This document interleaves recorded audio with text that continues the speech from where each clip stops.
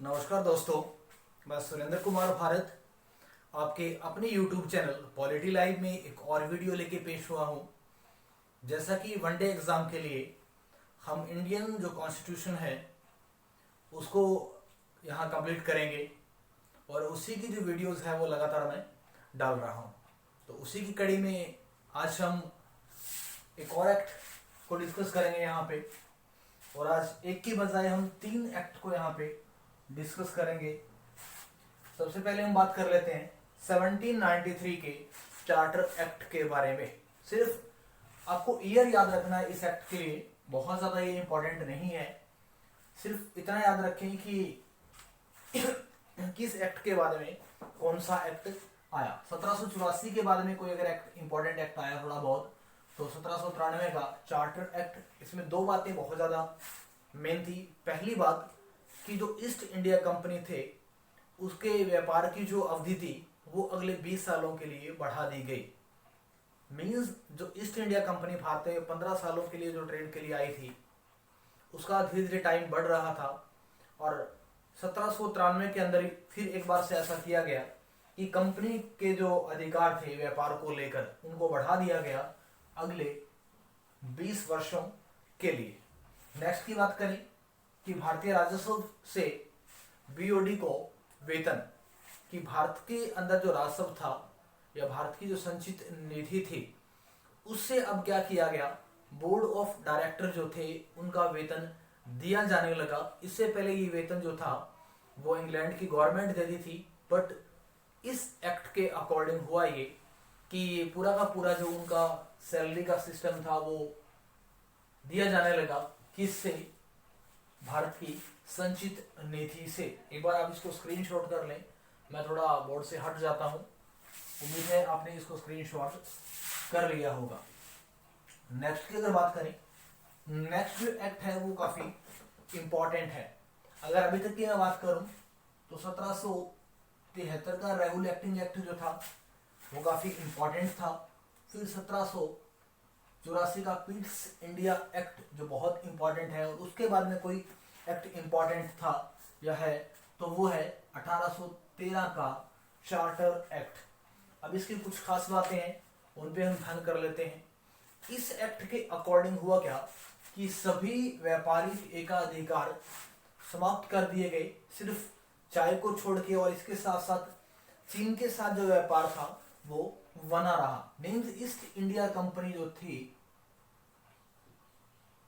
उसके लगभग सारे जो व्यापारिक अधिकार थे उनको खत्म कर दिया गया, सिर्फ चाय के क्षेत्र को छोड़ के।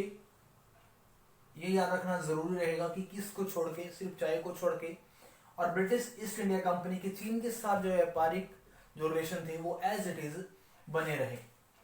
दूसरी इंपॉर्टेंट बात कि इस एक्ट के अकॉर्डिंग भारत में जो ईसाई धर्म था उसके प्रचार के लिए जो ब्रिटिश मिशनरीज थी उनको आज़ादी दे दी गई, उनको स्वतंत्रता दे दी गई। मीन्स ईसाई धर्म का प्रचार भारत में शुरू। मीन्स इस एक्ट के अनुसार क्या हुआ, भारत के अंदर जो ईसाई धर्म था उसे फैलाने के लिए जो काम थे वो किए जाने लगे।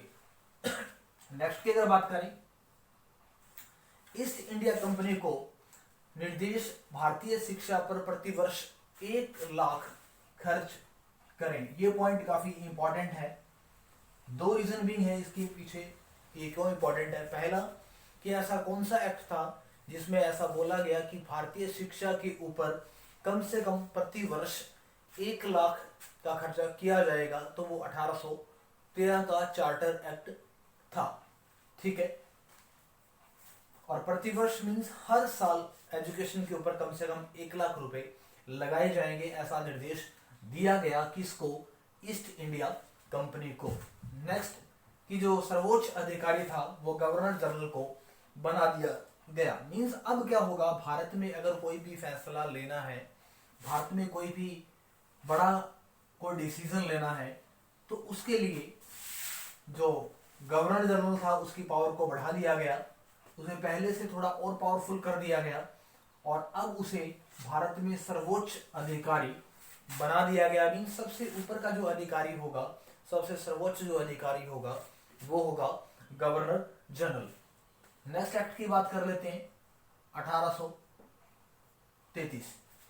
अब एक बार मैं लिख देता हूं जो इंपॉर्टेंट अभी तक हमने किए हैं। 1773 का चार्टर एक्ट, 1784 का, 1813 का और इसके बाद में 1833 का। ये वो एक्ट है जो एग्जाम के पॉइंट ऑफ व्यू से बहुत ज्यादा इंपॉर्टेंट है। बाकी में सिर्फ आपको डेट याद रखनी है और कुछ नहीं कि किस साल वो आए थे, ईयर याद रखना है उनका। नेक्स्ट की अगर बात करें 1833 का चार्टर एक्ट, तो इसमें क्या कुछ चीजें मुख्य थी। भारत में संविधान निर्माण का पहला प्रारूप इसी चार्टर एक्ट में मिलता है। मींस इंडिया के अंदर या भारत में जो संविधान बनाना था, क्या जो संविधान बनाना था उसको लेकर जो एफर्ट्स किए गए, या इसका पहला प्रारूप या पहली इस एक तरीके की मान लीजिए कि कहीं ना कहीं कुछ चीजें इंस्पायर थी भारतीय संविधान की, किससे, 1833 का जो चार्टर एक्ट था उसको। नेक्स्ट की अगर बात करें, ईस्ट इंडिया के सभी व्यापारिक अधिकारों की समाप्ति कर दी गई। दूसरी चीज कि जो ईस्ट इंडिया कंपनी थी उसके जो भी राइट्स थे, अब कंप्लीटली उन राइट्स को क्या कर दिया गया, खत्म कर दिया गया और पूरी की पूरी जो पावर थी वो कहां शिफ्ट हो गई, वो बीओडी के पास या जो इंग्लैंड की जो अथॉरिटी थी उसके पास शिफ्ट हो गई।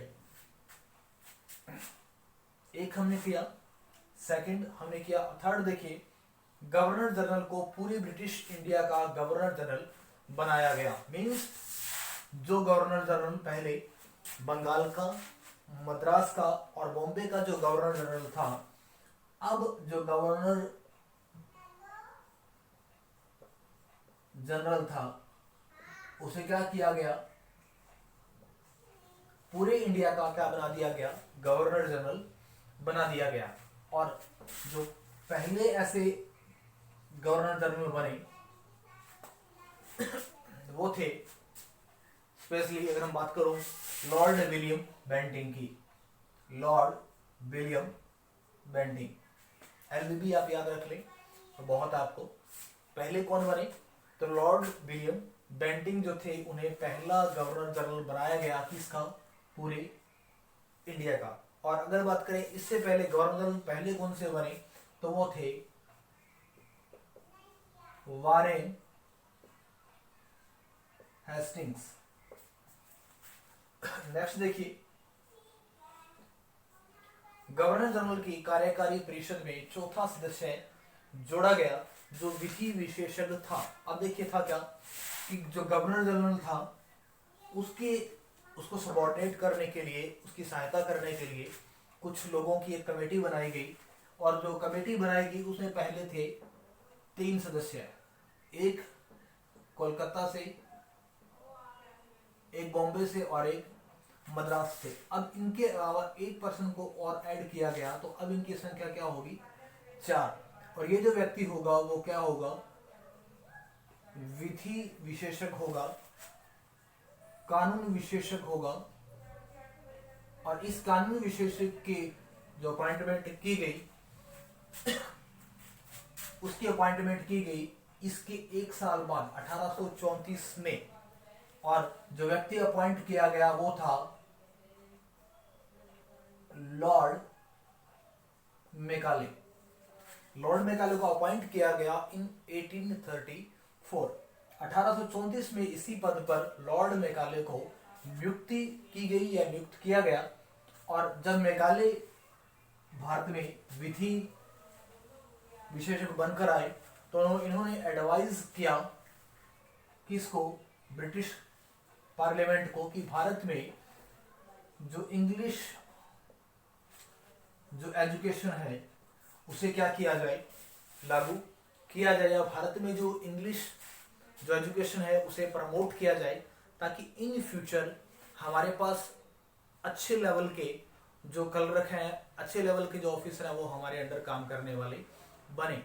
तो these are the all about of the 3 charter act. आज हमने 3 चार्टर एक्ट को डिफाइन किया, उनमें से 2 बहुत इंपॉर्टेंट थे, 1813 का और 1833 का चार्टर एक्ट।